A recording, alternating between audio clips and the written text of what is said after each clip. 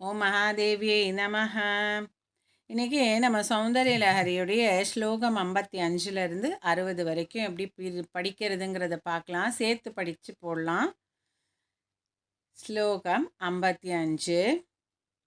நிமேஷோன்மேஷாभ्यां பிரளயமுதயம் யாதி ஜகதி தவேத்யாஹுः சந்தோ धरणिधरराजन्यतनये त्वदुन्मेषाज्जातं जगदिदमशेषं प्रलयतः परित्रातुं शङ्के परिहृतनिमेषास्तव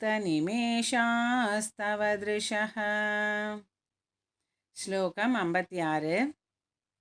तवापर्णे कर्णे जपनयनपैशून्यचकिता निलीयन्ते